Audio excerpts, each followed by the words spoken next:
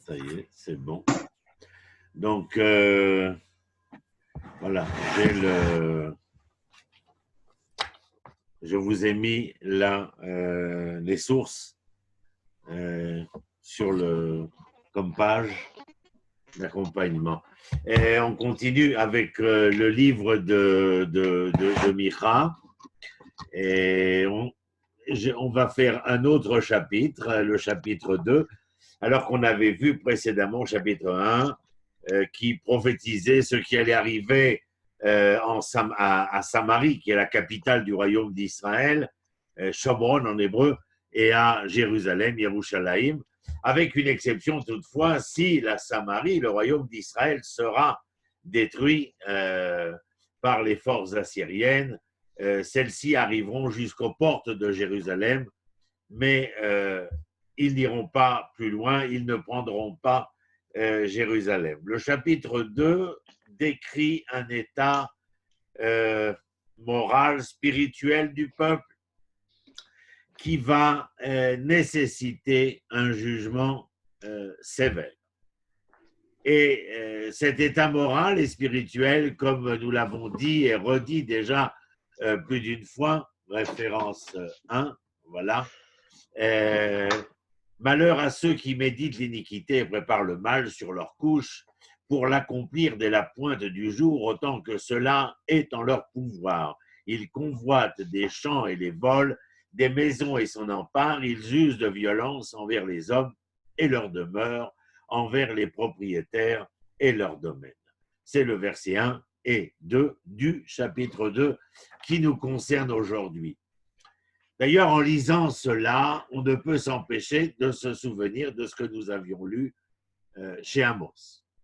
On trouve deux malheurs exposés, en quelque sorte, chez le prophète Amos, chez le prophète Micha. Le premier inaugure notre chapitre, c'est ce que je viens de lire à l'instant. Le second, nous le verrons plus explicitement au chapitre 7, verset 1, mais je voulais ramener quand même ici. Vous le voyez, quelle douleur pour moi, je suis là comme après la récolte des fruits, comme au grappillage qui suit la vendange, pas une grappe à manger, pas une figue tendre pouvant plaire à mon goût. Chapitre 7, verset 1. Et si le premier malheur dont il est question s'adresse à l'état moral et spirituel du peuple, considéré de manière très succincte dans le propos de Micha, ce que nous avons lu est venu témoigner de comment le peuple, de manière générale, les dirigeants dont nous avions parlé la semaine dernière, pouvoir sacerdotal, comme nous le trouvons chez Jérémie, méditent, exécutent le mal quand ils ont le pouvoir de le faire. La convoitise de la fortune du prochain, l'oppression des hommes, je dirais, paisibles, on leur vole leurs biens et bien sûr, bien entendu, on n'épargne aucunement les faibles et les petits. Au chapitre 7, verset 1, pour dire quelques mots par rapport à ce que je viens de lire dans la deuxième source, le prophète prononce un second malheur sur lui-même. Quelle douleur pour moi! Je suis là comme après la récolte des fruits, etc., etc. Et ces malheurs que l'on retrouve non seulement ici au chapitre 7 chez Micha, mais que l'on retrouvera aussi chez un autre prophète, car nous utilisons la littérature comparée, et ces analogies entre prophètes, c'est avec Isaïe. Sauf que chez Isaïe, concernant ce sujet-là, il est toujours beaucoup plus prolixe, beaucoup plus explicite que le prophète Micha qui nous concerne ce soir. Et lui, il prononce au chapitre 5 du texte de Isaïe 6 malheurs correspondant au premier, et au chapitre 6 de son livre, Isaïe présente le 7e, qui, lui, correspond à ce que nous venons de lire ici comme extrait du chapitre 7, verset 1. Alors, quels sont les malheurs d'Isaïe? Je vous les ai notés ici, vous les avez sur votre feuillet. Premièrement, l'égoïsme qui ne pense qu'à s'agrandir et à tout garder pour soi. Deuxièmement, le deuxième malheur, la recherche du vin et des plaisirs du monde, forme d'hédonisme. Troisièmement, il signale ceux qui font le mal sciemment, sans souci de Dieu et du jugement. Vous avez les numéros des versets de ce chapitre 5. Quatrièmement, qui appellent le mal bien et le bien mal. Cinquième, qui ont une autre opinion d'eux-mêmes. Sixième, qui emploient leur énergie à se dégrader, à justifier le méchant qui leur est utile, à noircir le juste dont ils n'attendent rien. Mais Isaïe, comme notre prophète, prononce le septième malheur, je vous l'ai dit, sur lui-même. Car on trouve chez Isaïe à la fois une plénitude quand il s'agit de la malédiction, mais tout autant quand il s'agit de la bénédiction. Ce qui n'est pas le cas chez Micha particulièrement. Enfin, comme j'ai dit, je serai succinct à ce sujet. Nous en reparlerons lorsque nous arrivons au chapitre 7. Continuons avec les versets du chapitre 2. Et voilà, vous l'avez ici, Nahon, quatrième source. Eh bien, dit l'Éternel, voici, je médite, moi, contre cette engeance, une calamité où vous enfoncerez jusqu'au cou, vous ne marcherez plus la tête haute, car ce sera un temps de malheur. Alors, si les enfants d'Israël méditent, comme le dit le texte, la vanité prépare le mal, l'Éternel de son côté, comment dirais-je, se prépare également, il médite à ce qui devra être le jugement d'Israël et comment les coups porteront à coup sûr. Amos, pour revenir à lui qui prophétisait à l'époque du roi Osias et Jéroboam, il a prophétisé longtemps avant Micha, nous avait déjà montré le rôle du sage dans les temps calamiteux, dirais-je. Il donne une description comme celle de Micha, avec beaucoup d'analogies, je dirais, avec les temps qui peuvent être les nôtres aussi. Référence 5, regardez ce qui est écrit. J'espère que vous le voyez. C'est pourquoi l'homme prudent se tait en ce temps-ci, car c'est un temps de malheur. Alors, bien entendu, à travers ça, c'est une citation de Amos, mais je vous le rappelle, une analogie avec le propos de Micha. Était-ce le cas véritablement? Que le fait d'élever la voix et de protester pouvait coûter très cher. Et le propos de Amos, comme le propos de Micha, nous amènerait à penser au silence, à nous mettre en réserve, à ne pas protester au vu et au su de tous, afin, dans ces temps de malheur, de ne pas avoir à subir le courroux des malfaisants, d'un pouvoir claudiquant, etc., etc. Le sage, à travers ce que j'entends chez Amos et Micha, doit conserver la même attitude que son Dieu, c'est-à-dire être, préparé à. Mais durant cette préparation, garder le silence, le sage devra s'en remettre à Dieu lui-même sans chercher à intervenir directement dans les affaires de ce monde. C'est ce que j'entends chez Amos et chez Micha. Micha, lui, nous montre maintenant quelle sera l'attitude du monde quand il plaira à Dieu d'intervenir. Vous vous rappelez ce que j'ai lu, la référence 4, par exemple. Vous enfoncerez jusqu'au cou, vous ne marcherez plus la tête haute, car ce sera un temps de malheur. Et le fait est qu'alors, comme aujourd'hui, dirais-je, leur orgueil n'avait point baissé. Il était toujours exacerbé, outrecuidant, et face à tous les événements, les calamités, comme il est dit à la référence 4, qui les atteignaient, alors qu'il se trouvait dans ce temps malheureux. Ce temps malheureux, c'est celui dont nous avons parlé à la première source, c'est-à-dire où ils avaient imposé, les malfaisants avaient imposé leur didacte, et voici maintenant que l'Éternel allait lui renverser les rôles, c'est-à-dire que lui serait à l'origine du nouveau didacte, le divin. Référence 6. En ce jour, on chantera à votre propos une satire. On soupirera une complainte. On dira, nous sommes totalement ruinés. L'héritage de mon peuple passe à d'autres mains. Hélas, comme on m'en expulse pour le répartir entre les ravisseurs de notre champ. Alors, véritablement, là, au verset 4, nous trouvons devant un jugement qui devient une sorte de manifeste, j'entends. Comme nous l'avons vu la semaine dernière dans le chapitre 1. Il faut que Israël reconnaisse ce qu'ils sont en train de détruire.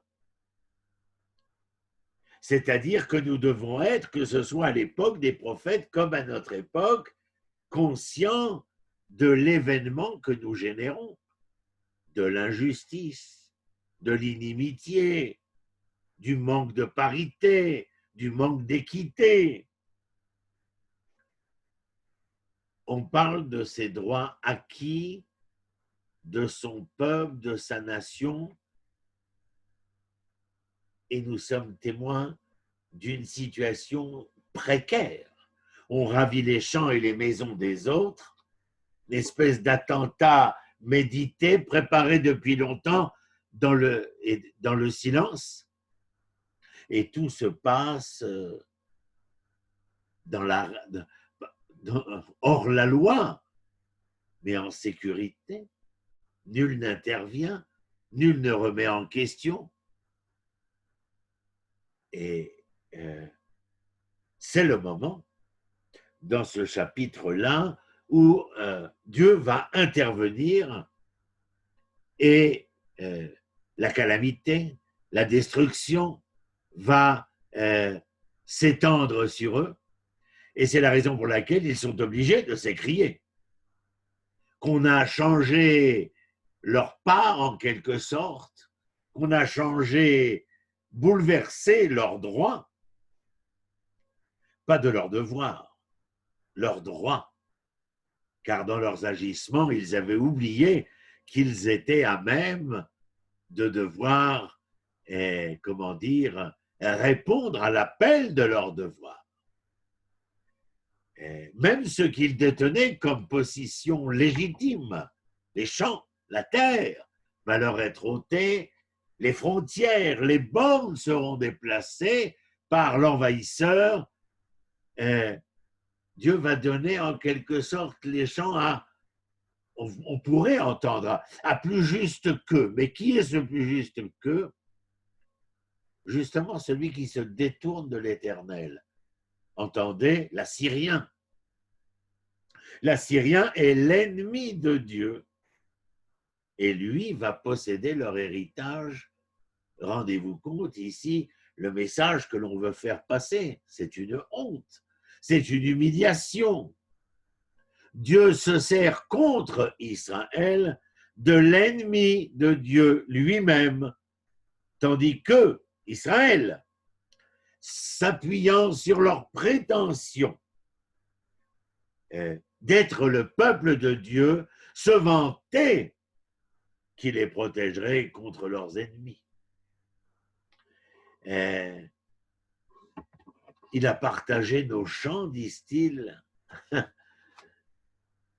Mais quand ils disent il a partagé nos champs, alors que nous avons parlé de l'adversité gravité de la situation, de la précarité du temps, raison des calamités d'ailleurs. Au verset 2, nous avons vu qu'ils pourfendaient le droit de leurs frères à la propriété et contre tout droit de véritable hors-la-loi, je l'ai dit il y a un instant, ils s'emparaient de ces champs. Je vous amène à la référence 7. En vérité, il n'y aura personne pour toi qui puisse jeter le cordeau sur un lot, entendez, de terre, dans la communauté du Seigneur, verset 5. Maintenant, le prophète, Micha, s'adresse à eux. Il envisage un temps futur où le peuple sera rassemblé par le retour de la captivité, la restauration finale du peuple, et ils auront de nouveau part à l'héritage.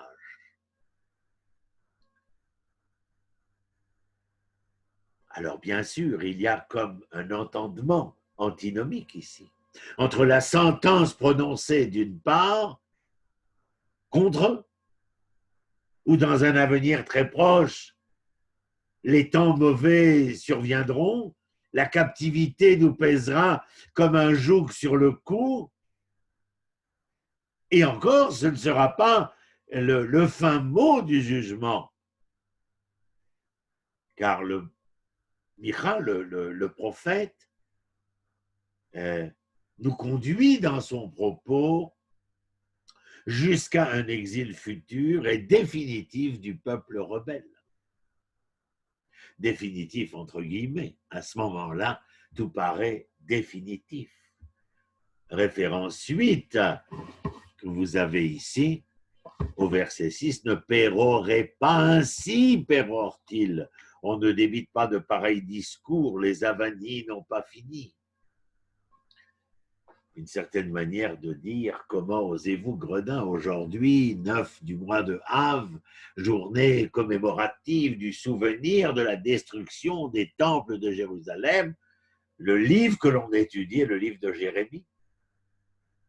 Et au chapitre 7 du livre de Jérémie, il y a, la réprimande de l'Éternel et de Jérémie vis-à-vis des enfants d'Israël, criant, ululant, le fait que le temple étant présent, la bâtisse, entendez, alors la présence divine était toujours présente.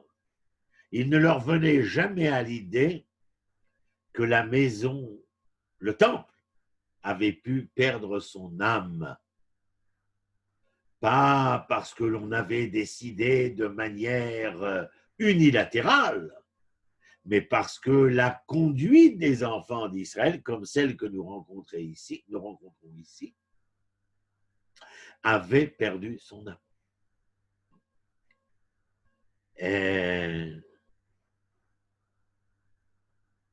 Ce que nous venons de lire ne pérorait pas ainsi, pérore-t-il, on ne débite pas de pareils discours, les avanies n'ont pas fini, c'est-à-dire que, comme je l'ai dit tout à l'heure, au-delà des calamités sur place, il y aura bien entendu l'exil. Ce passage a été énormément commenté par nos sages, bien qu'il n'offre aucune difficulté si l'on arrive à distinguer les interlocuteurs si fréquents chez Micha. Référence 9. Ainsi parle l'Éternel contre les prophètes qui égarent mon peuple, qui proclament la paix quand ils ont de quoi se mettre sous la dent, mais appellent la guerre contre quiconque n'emplit pas leur bouche. Vous avez bien compris de qui est-il question, des faux prophètes, qui eux ici prennent la parole. Ils ordonnent même aux vrais prophètes que sont Isaïe et Micha, puisqu'au premier cours, je vous avais expliqué qu'ils sont contemporains l'un de l'autre. Ils disent à Isaïe et à Micha de ne pas prophétiser. Et là, à la référence suivante, la référence 10, Micha répond, eh bien, ce sera pour vous la nuit sans vision, les ténèbres sans oracle, le soleil se couchera pour les prophètes, pour eux le jour sera plongé dans l'obscurité. ce sont de faux prophètes. Quel est le but d'un vrai prophète? Vous vous rappelez Navi, Nifpe, Hachem, le porte-parole de l'Éternel. Le rôle du prophète, c'est d'amener Israël à une prise de conscience. À une prise de conscience afin d'amener le peuple à la repentance en lui présentant, en étant comme comme un miroir de sa manière d'être et de se conduire. Le prophète est là pour présenter l'ignominie des chemins suivis par Israël et les jugements qui en seront conséquentiels, bien entendu. La prophétie a toujours un but de miséricorde, de sollicitude. Car je crois qu'en révélant le jugement qui attend les enfants d'Israël, la prophétie indique comment peut-on y échapper et par quels moyens Dieu pourrait amener la délivrance. S'il n'y avait plus de prophète de l'Éternel, il serait impossible à ce que le jugement pût être évité. Et c'est ce qui rend si infiniment coupable l'intervention de prophètes sans conscience qui veulent, de manière préméditée, anéantir l'action des vrais prophètes parce qu'ils sont porteurs non seulement de ce message, de cet être miroir, mais aussi de cet engagement comment dire, à ramener les enfants d'Israël en leur montrant cette miséricorde, cette sollicitude, mansuétude, etc., etc. Si Dieu laissait faire les faux prophètes, ce seraient eux qui, en fin de compte, porteraient la responsabilité d'avoir rendu les arrêts de la justice irrévocables et l'état du peuple irrémédiable. Référence 11. Est-il permis de parler ainsi, maison de Jacob? Maison de Jacob, c'est Israël. L'Éternel manque-t-il de patience? Sont cela ses œuvres? Mes paroles ne sont-elles pas bienveillantes pour celui qui marche droit? Mais depuis longtemps, mon peuple s'érige en ennemi. Ceux qui passent en sécurité, comme s'ils revenaient du combat, vous les dépouillez du manteau qui couvre leurs vêtements. Les femmes de mon peuple, vous les chassez de leur maison de plaisance. À leurs enfants, vous enlevez pour toujours le lustre qu'ils me doivent. Et ces versets sont les versets 7, 8 et 9 du chapitre 2 qui nous concernent. L'Éternel a pris la parole. Et pour les confondre, bien entendu, par la bouche de son propre prophète, puisque je vous l'ai dit, il y a aussi un instant, Nifpe Hachem, porte-parole de l'Éternel. La maison de Jacob, Israël tout entier, représenté à ce moment-là par la Judée, peut-elle accuser Dieu d'un manque de patience? Point d'interrogation. Dans ce que nous avons lu précédemment et jusqu'à maintenant, n'a-t-il pas averti Israël par tous ses prophètes, alors même que sa voix retentissait déjà dans le désert, qui les amenait de l'esclavage vers la liberté? Ne voulait-il pas amener son peuple à la repentance? Et nous avons déjà expliqué ce que nous entendons de repentance, je n'y reviendrai pas. Est-ce que Dieu a frappé un seul coup prématurément et sans raison? Est-ce que c'est cela, sa manière d'agir et de faire? N'a-t-il jamais récompensé les hommes droits et montré une infinie patience envers les violents et les fourbes? Vous avez entendu ce qu'il a dit? Mais depuis longtemps, mon peuple s'érige, mon peuple. Remarquez, mes amis, ce mont. À la veille du jugement qui est celui qui attend l'exil des enfants d'Israël, l'Éternel se retient encore de prononcer ce nom, Lo-Ami. Il n'est pas mon peuple. Mon peuple ici a joué un mauvais rôle, celui de mon ennemi. Et comment a-t-il joué ce rôle de mon ennemi?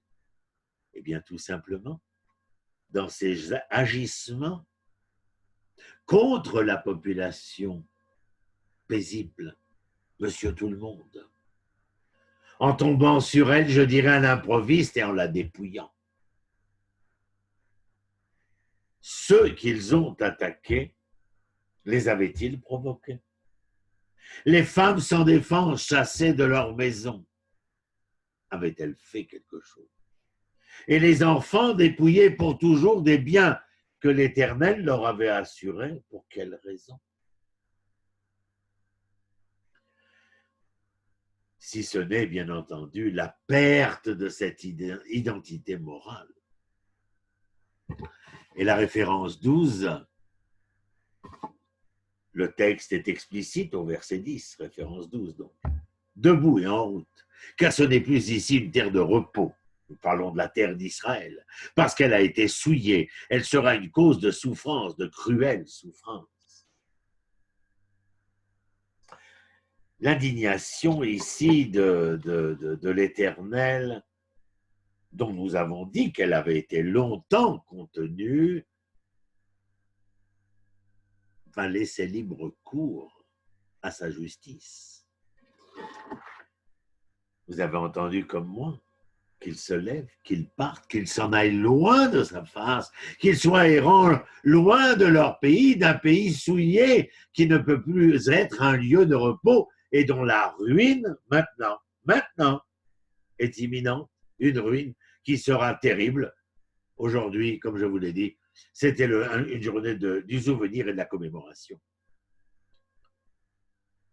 La terre en hébreu, Adama, et l'homme qui réside sur la terre, Adam, sont d'une même racine étymologique.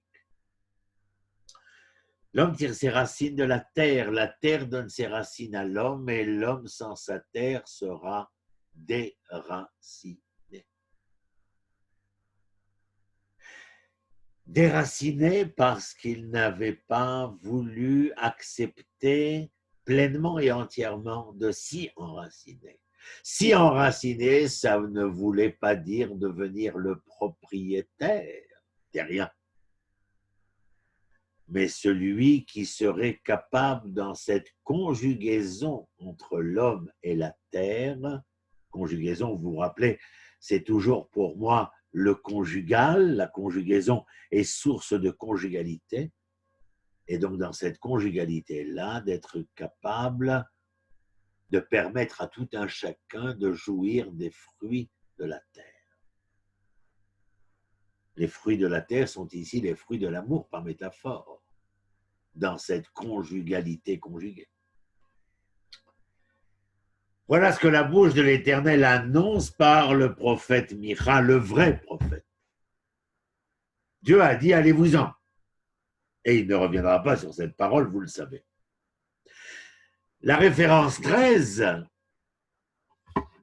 qu'un homme se présente se nourrissant de vent, inventant des mensonges, et qu'il dise, je vais te tenir des discours sur le vin et les boissons fortes. Voilà un prédicateur pour ce peuple, c'est-à-dire un prédicateur, un faux prophète. Car ils sont là pour faire passer des vessies pour des lanternes.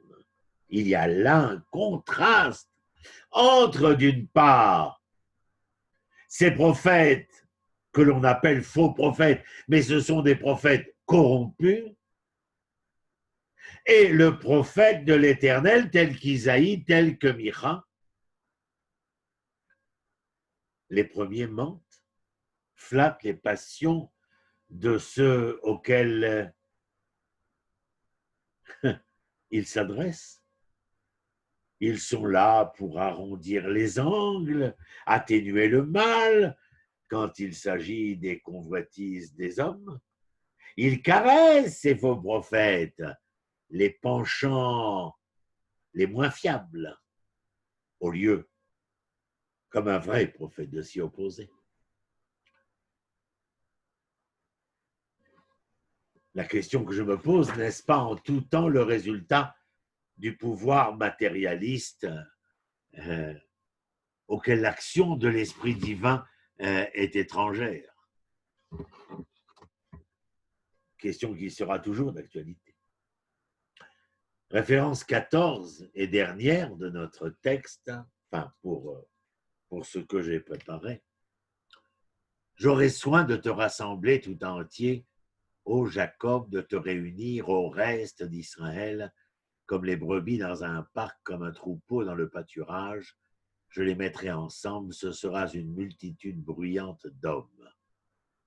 Alors bien sûr, ce verset 12, en contraste avec le verset 10, où l'Éternel chasse les ignobles. Il, comment dire, pour paraphraser Martin Buber, il voile sa face, car le peuple a souillé sa présence, dirais-je. Et il s'adresse maintenant comme s'il s'agissait d'un verbe futuriste à Jacob, Israël tout entier, à ceux que l'on pourrait appeler les rescapés d'Israël, She'erit Aplita en hébreu.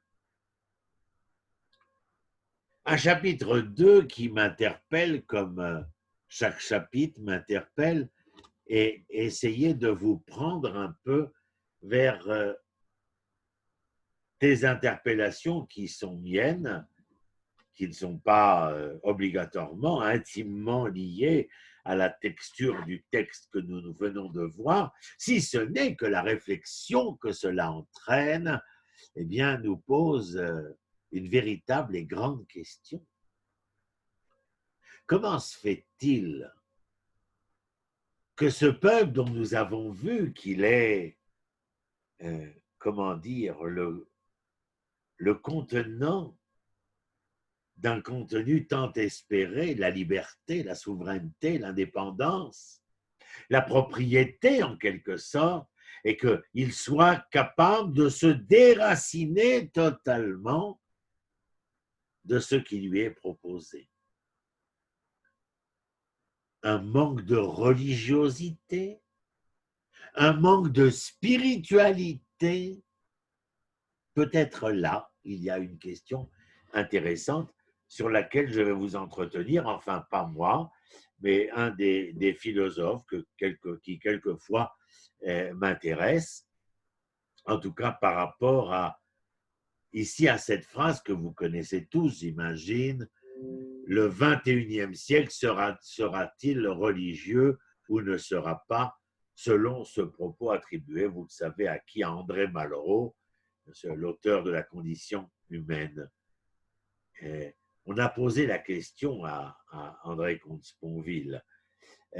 André Froissart, qui était celui qui a rencontré plusieurs fois en fin de vie André Malraux, prétend qu'on a peut-être déformé.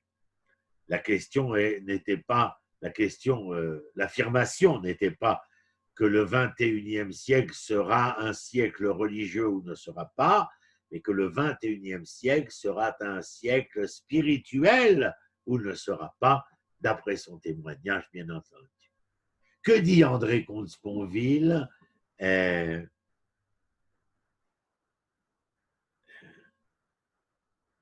D'abord, est-ce que nous avons, dit-il, véritablement le sentiment que le 21e siècle, que nous avons commencé depuis 20 ans, est un siècle religieux? Nul ne peut en être sûr, malgré que nous ayons pu être témoins d'événements pouvant nous faire penser que. Comte-Sponville dit que le 21e siècle sera spirituel, à son avis.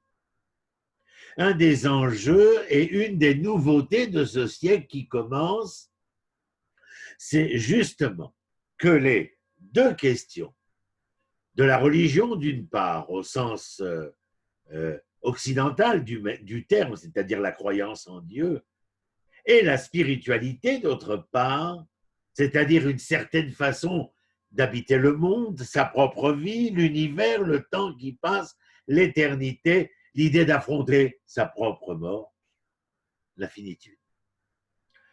Ces deux questions sont, selon lui, disjointes. On a cru pendant longtemps en Occident, parce que la spiritualité avait été chrétienne pendant 20 siècles, que ces deux termes, spiritualité et religion, étaient synonymes.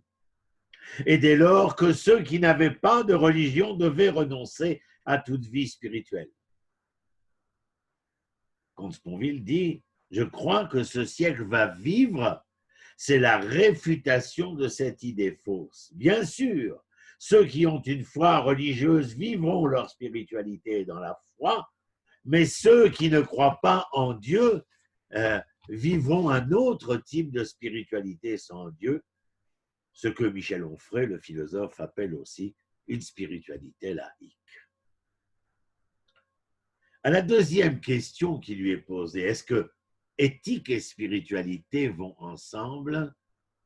Il répond, non, je crois que c'est différent. Bien sûr, les propos que je tiens depuis ces dernières minutes et que je continue, avec lesquels je continue à vous entretenir, nous interpellent par rapport au texte que nous avons lu maintenant dans le Sefer Micha, au moment où Israël a vu le royaume d'Israël disparaître, conquis et défait par les Assyriens, et le royaume de Judée être menacé. Et dans les deux cas, nous avons entendu la perte de ses racines, la perte de cette spiritualité, et pour certains, bien entendu, la perte de cette religiosité. Alors, est-ce qu'éthique et spiritualité vont ensemble? Il répond, non, je crois que c'est différent et que ce qui est en jeu aujourd'hui, c'est davantage la spiritualité. En cette fin du XXe siècle et début du XXIe siècle, au moment où on l'interviewe, bien entendu, ce n'est plus la question politique, le juste et l'injuste qui se poserait au premier chef. Ce n'est plus la question morale du bien et du mal, c'est plutôt la question spirituelle. Nous l'avons dit tout à l'heure, la question spirituelle, c'est la question de sens. La vie vaut-elle la peine d'être vécue? À cette question, la politique n'a jamais répondu, la morale ne répond pas non plus.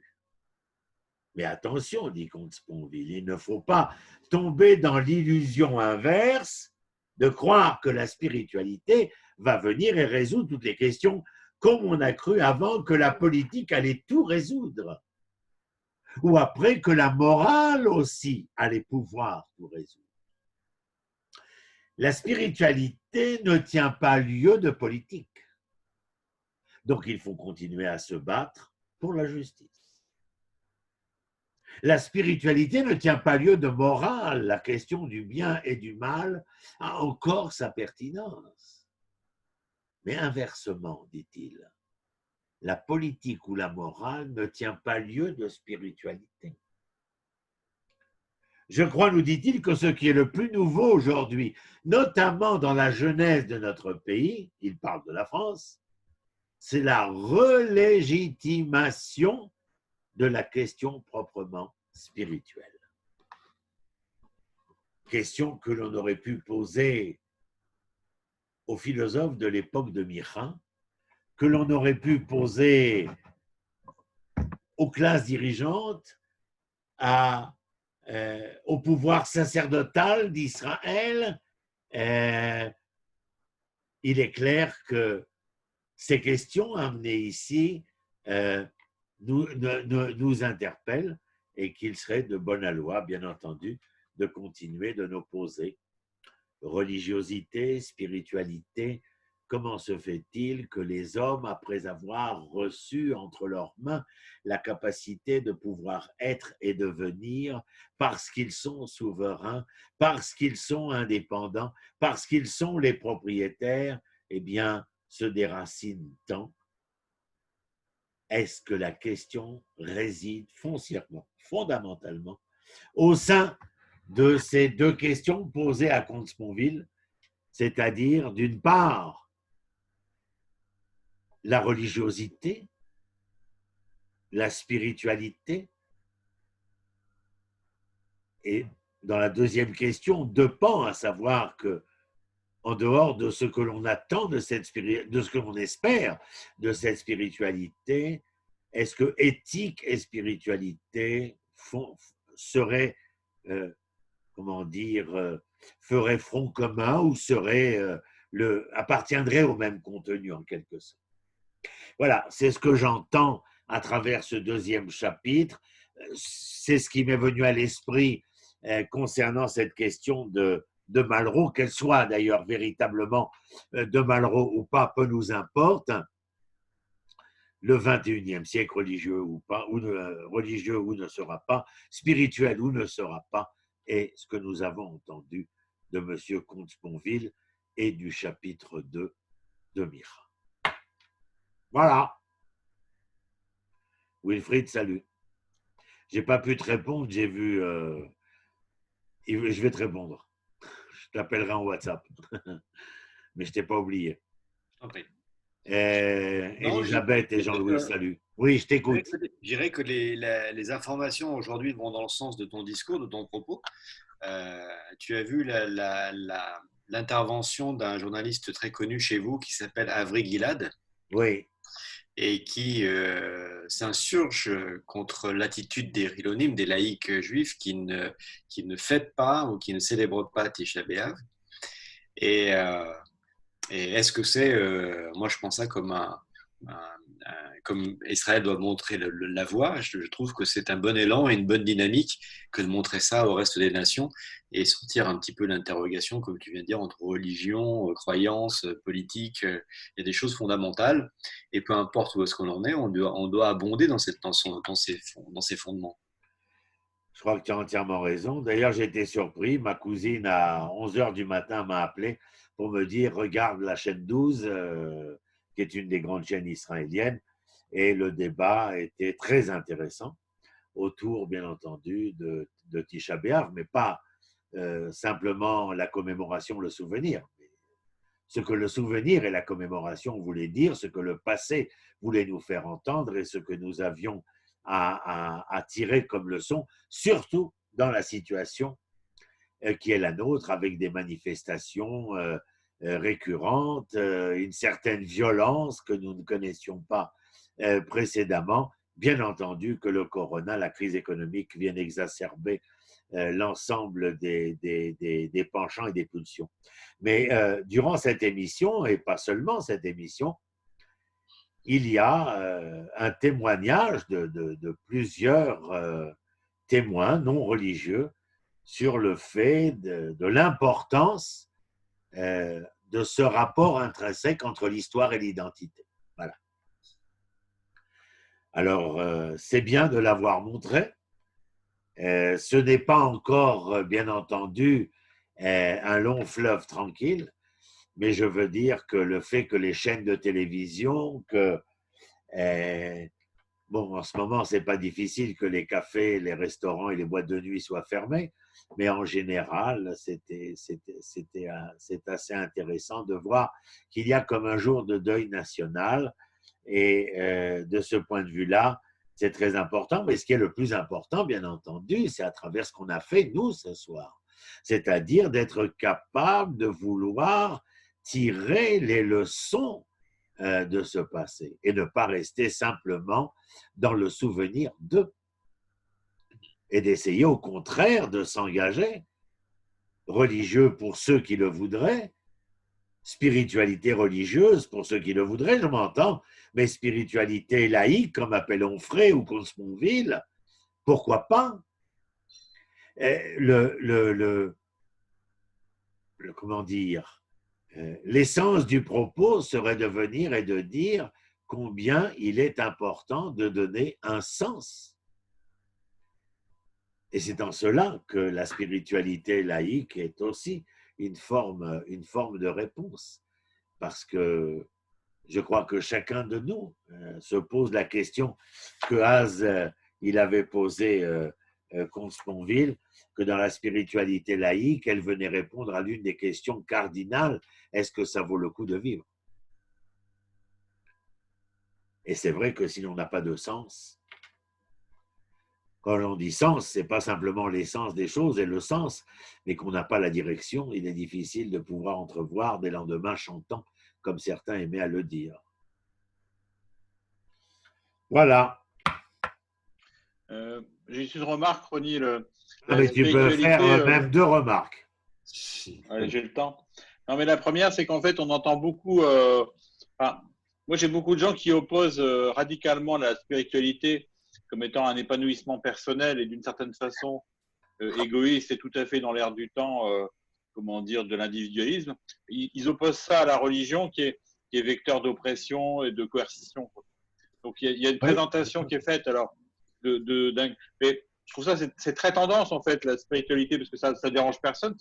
On est avec soi-même et ça n'a aucun impact sur l'environnement, en fait, sur nos concitoyens. Et c'est exactement ce que nous voyons depuis avec ce 6e prophète, c'est-à-dire avec les 6 derniers prophètes, c'est que cette spiritualité, en tout cas dans l'hébraïsme, elle se veut comme étant une spiritualité pour le peuple d'Israël. Elle n'est pas, j'emploie le mot religion, mais vous me connaissez depuis assez longtemps pour savoir que j'y mets des guillemets de part et d'autre. Parce que je ne crois pas qu'il y ait une religion d'Israël. Il y a un peuple d'Israël porteur d'un projet divin. Et ce projet divin est composite de spiritualité, de religion et tout ce que nous connaissons vis-à-vis de la souveraineté politique, sociale, économique, etc., etc. Le projet divin s'adresse à l'ensemble de ces parties-là et il n'y a pas de religion juive. Enfin, il y en a eu une, celle qui, pendant 2000 ans, nous a permis de survivre, de résister, mais alors que le retour est engagé, que nous retrouvons ce peuple qui n'était plus, c'était des communautés, que nous retrouvons un peuple capable de reprendre les rênes en tant que nation, il faut le dire que plus que jamais, cette nation-là a besoin de croire à elle-même, et quand je dis qu'elle a besoin de croire à elle-même, d'être consciente de quel est son projet, et ce projet est, oui, spirituel et religieux. Alors, j'invite pour ceux qui ne l'ont pas vu à voir l'intervention du Rav Cherki ou Cherki aujourd'hui.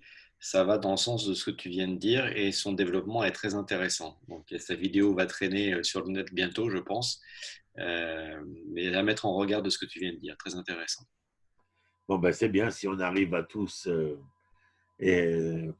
pouvoir se rejoindre et être entendus, pas d'une seule voix, mais même de voix différentes, tendant à essayer d'émettre ce message, c'est-à-dire celui d'une appartenance à un véritable projet, pas simplement à un culte ou à je ne sais quel autre ordre religieux, mais bien au contraire, une véritable spiritualité, que moi j'appelle, comme il l'a appelé Comte-Sponville, une spiritualité de la foi.